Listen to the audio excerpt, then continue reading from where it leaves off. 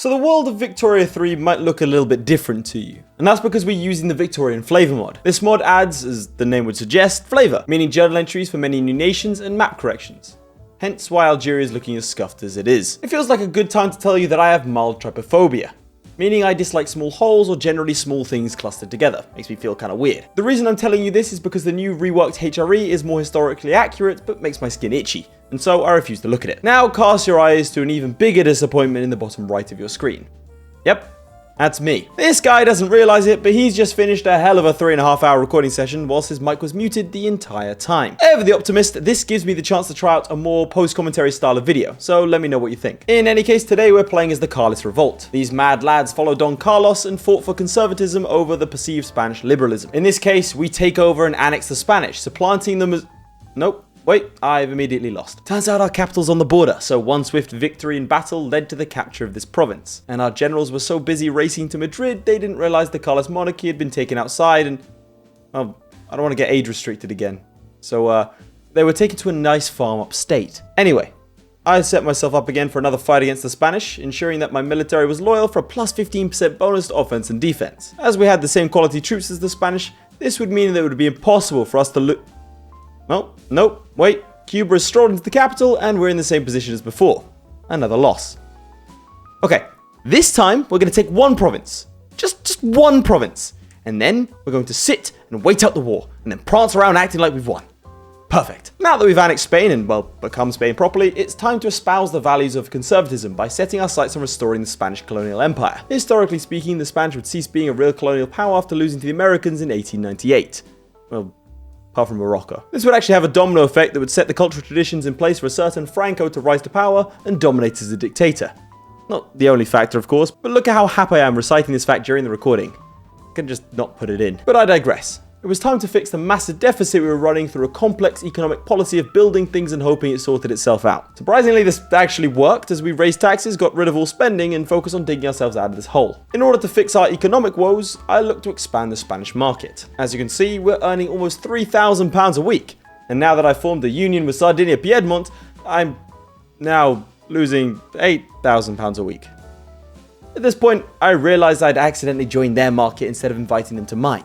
But did you really expect the guy that didn't notice a flashing red light on his audio interface that indicates it's muted to not mistakenly sign away his economic independence? Once I corrected this mistake, it gave us a bit more capital to play with. So I focused on producing fancy furniture and clothing as I had access to the Qing market, meaning I could import silk. However, this is all nerdy economic stuff, and you're not interested in that. So let me summarize by saying, me want more money, me build better things to get more money. See, I really wanted to go to war, but there's a bit of a logistical challenge with fighting a war across the Atlantic, and that challenge's name is the United States of America. The US has an annoying habit of not letting Europeans conquer near it, so to get around this, I sneakily did it anyway, but didn't tell them. Meanwhile, not so sneakily, the French were constantly invading North Africa, and its assortment of tribes and microstates. I wasn't able to intervene to defend them, but I guess it was kind of rude to point and laugh. The reason I mention this is because the US had allied the French and were inseparable, constantly helping the French conquest of North Africa. On an unrelated note, the definition of foreshadowing is a narrative device in the form of a warning or indication of future event. Also, my economic partner of Sardinia had somehow managed to invade Austria. Not gonna lie, even watching the footage back, I'm confused about this one. It's not like the stats were better, in fact the Sardinian stats were worse. Although it does appear once Austria noticed it was being conquered, they moved swiftly to counter and sue for a white peace, leaving 200,000 men dead for literally no reason. Times were good in Spain, with our economy actually beginning to grow and finally surpassing Bavaria in the powers rankings, though only barely. Little side note, this was a weird rivalry between myself and Bavaria. Not sure how they kept up with me. Not sure how I didn't pass them sooner. And now I have an inherent hatred of Bavarians in Victoria 3, so take that how you will. It was at this point that the conservative Carlist monarchy unveiled the ultimate plan to restore the empire. Liberalism. Some might argue that this nullified the entire reason that I started as them in the first place, as it would make more sense to roleplay as the more liberal Spanish monarchy, and to them I say, liberalism is a broken strategy in Victoria 3, deal with it and enjoy this agrarianism. We'd also managed to coerce the two Sicilies into the Spanish market, bringing Italy back into the empire's fold. Because that 100% counts as restoring the old Spanish Empire, not everything has to be done via war, you psychopath. Thanks to these new things called elections, I was finally able to oust the landowners and get in a party that wanted to shake things up, including actually taxing the populace. Observe at this point the minus 65k at the top. I had some reserves and figured that the new taxation law would kick in at any point, and so I didn't need to scale back buildings. Ladies and gentlemen, only a fool challenges a paradox game so arrogantly. A little bit further along the timeline, you can see that I'm now not only mildly in debt, with no income from taxes, but I'm also having to fight a war against a native. No matter, I thought to myself, I'll be able to benefit from the territory that I conquer. Psych! You thought you got these lands. It turns out that my reward for sending my troops halfway across the world to defend our lands was that I got the pleasure of humiliating the natives. Great. However, once proportional taxation became a thing... Wait, I'm a great power at this point? I genuinely didn't realize in the recording, and I didn't declare war to recognize me as one, so I guess it's kind of a fake it till you make it thing.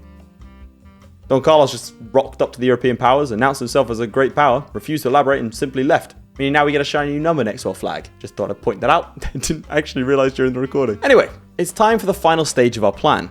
A laissez-faire economy. Basically, what this does is it gets all the rich people in the country to pay for construction, leaving me free to spend money on the more fun things, like the army, or not taxing the hell out of my populace, or the navy. A really fun feature in Victoria 3 is that your naval bases take decades to attract anyone to come to work for them. Because apparently the concept of slavery is fine and dandy, but pressing people into the navy, which is commonplace, is a tad too far. This meant we had to set up the infrastructure now in order to eventually be able to reclaim our actual goal, the Spanish Empire. In the meantime, I realized that the US had removed their interest in Argentina, leaving me free to finally begin the process. I immediately selected to conquer a province from Argentina and then prepared for war. As I prepared for war against a bunch of South Americans, I figured it wasn't worth bothering to suffer the infamy to add additional war goals on other South Americans because the Argentinians would simply back down. Which they did. You see, I had spent 3 decades at peace, painstakingly building a modern, massive army, all to ensure that I wouldn't have to fight pointless wars. And did I say selected to conquer a province? Oh, beautiful. 2 hours of prep time and I forget to click puppet, meaning I only get this one tiny province instead of the entire nation of Argentina. Ah well, this means that I can merely intimidate my next opponent and get them to submit without a fight, and they've just gone ahead and not back down. Fun fact, mere moments earlier I had upgraded my army's equipment and hadn't even bothered to mobilize. I was that sure they'd back down. Fortunately, all the other South Americans had abandoned their allies, so it was merely a case of mopping up limited resistance. I laughed at the time, thinking that was the biggest mistake I'd make all day. All the while the bastard blinking red light was screaming at me that my mic was muted. It literally flashes red constantly. I made it custom for that exact reason, that I would always notice it, and I just didn't look at the blinking red light. At one point, I'm pretty sure I stared at it and just forgot what it meant. I'm very upset. Anyway, allowing myself some time to recover, I then switched my focus to electricity, hoping to solve my infrastructure woes through... Look, I have to ask, do you actually care what I do economically? Like actually? Because I could sit here for the next 10 minutes and take you through my 5-year economic plans and how I got there, because it'd be very exciting for me, but I'm fairly certain you'd agree at first, and the conversation would end with you wondering if there's a way for you to end your own suffering by willing your consciousness to simply shut down. Speaking of things making me want to unalive myself, at this time the British Empire had undergone a radical change and decided to become Hungarian. No, seriously, why did they pick this flag? I've no idea. It's not like it wasn't taken. They just slapped some colors together and called it a day after changing the world order. Back to the gameplay. My attempt to puppet Bolivia created the quickest heart attack I've ever experienced, as the USA sided with the Bolivians before abandoning them in literally the same breath. I've not seen a switch up that far since the Catalans declared their own independence and then revoked it in the same sentence. And there's your modern Spanish reference out of the way. Still, just to be safe, I got myself an admiral, so I was ready for the next one. Rafael de Carvajal, who would end up being the only character that I didn't despise. For context, I've not shown it up until this point. All of our generals have syphilis and are terrible at their jobs. I'll let you draw conclusions as to how those two things are related. The Bolivians cave and become our puppet, as do the Peruvians. It's against Ecuador that the South Americans finally realized that maybe the Spanish were here to stay and they should probably do something about it. A quick naval invasion of Sao Paulo deals with the Brazilians, at which point I feel the hairs on the back of my neck stand on end. Something's not right. Oh, that'll be it. The French and Americans are attacking my ally of Sardinia, whilst I have no domestic troops to deal with them. What transpires next is a frenzied naval invasion to capitulate the rest of the South Americans before a mad dash home to attempt to handle the frogs. Now here's the thing about our military. It's good. Not just alright good, but able to hold off 3 times as many French troops good. I ended up sending most of the army into Italy to defend there, giving me a 25% attrition penalty because France was raiding my convoys. No problem, I thought to myself. I'll merely murder their fleet. However, despite destroying their pitiful wooden boats with my own iron beauties, which is ironic because that's exactly what happened to the Spanish in their war with the Americans that cemented them as has-beens, they merely declined. I mean that. They just carried on raiding and giving me an attrition penalty. Not both of my armies in Italy, mind you. That would make sense. Only one, the smaller one. Despite this, we were holding, and I'd actually managed to push into the south of France. There was only one thing that could go wrong. Say, a rogue revolution in Sardinia, shattering the front line into a million smaller ones and ruining everything.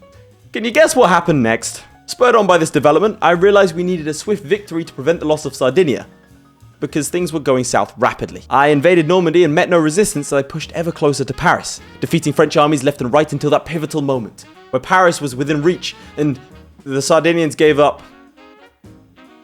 They just gave their little tiny sliver of Provence back to France and called it a day.